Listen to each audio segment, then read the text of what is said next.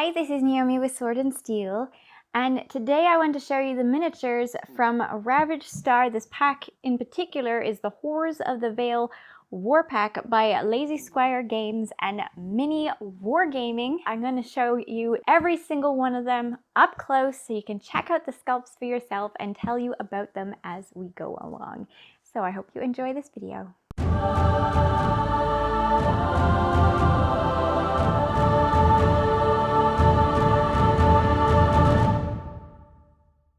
So the first thing I noticed when opening this kit was that these models are all pre-assembled. The main reason it took my patron, hello Scott, so long to convince me to try out these miniatures was because they looked like resin models, and I avoid resin and metal miniatures like the plague if I can help it. No offense to Corvus Belli who sent me beautiful resin and metal models, but my golly, I find it tedious to assemble them. But I like their miniatures. Despite that flaw, I'll be showing them in the future again. But look at these miniatures. They are fully assembled with the exception of the big fellow who has multiple tails, and he can be forgiven because the pieces fit well into place and there's more than one option for how you could build him, so you get to choose that.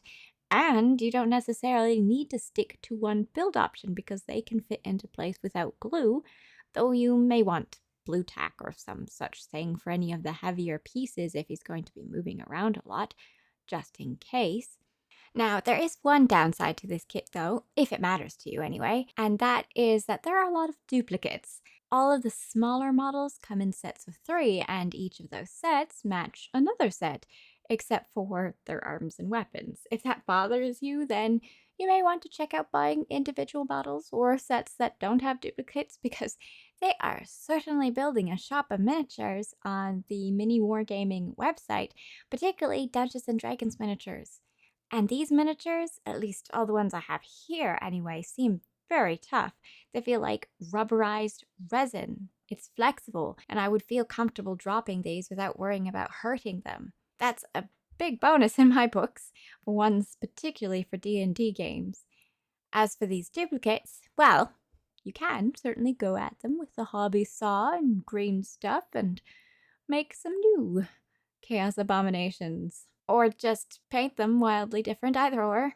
I'm sure you fellow chaos players can find a way. I have complete faith in you. Now, in case you aren't familiar with these miniature kits, the pack only comes with miniatures.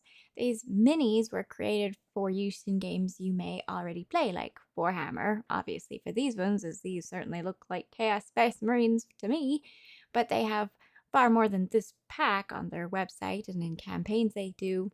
So anyone looking for various new styles of Warhammer miniatures or D&D miniatures, I particularly very much enjoy these Seraphim mixed with Tau miniatures. This is a great kind of Tau in my books.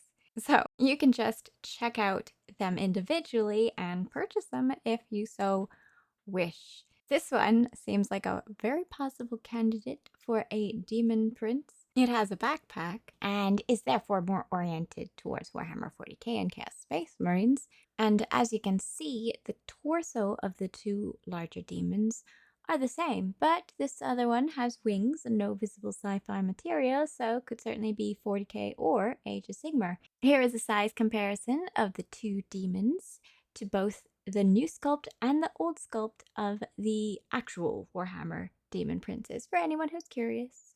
You'll see that they are quite similar in scale and base size.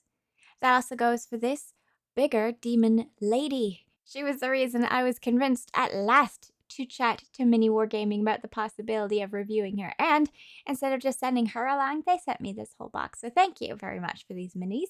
I shall use them well. As for her, she has the base size and height, almost, of a Bloodthirster, a demon model that can be used in either Warhammer Age of Sigmar or Warhammer 40,000. Now, bear in mind, if you do attempt to go to Warhammer events with these models, you best check with the tournament organizer first, as if they have a policy of only official Warhammer models allowed at their events, which they can if they want to, and you come along with her, you may find you'll be playing with a smaller army than you first intended. But for games among friends, I'm sure she would be welcome any time, if she's painted.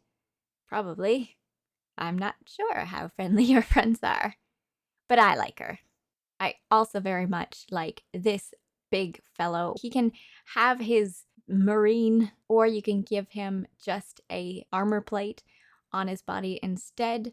You can have these long mechadendrites, or you can have little spikes. You can give him a short little tail, or you can give him a longer tail. And his head comes off as well. Oh, and of course, he can be removed from his base so that it'd be easier to paint base and him separately.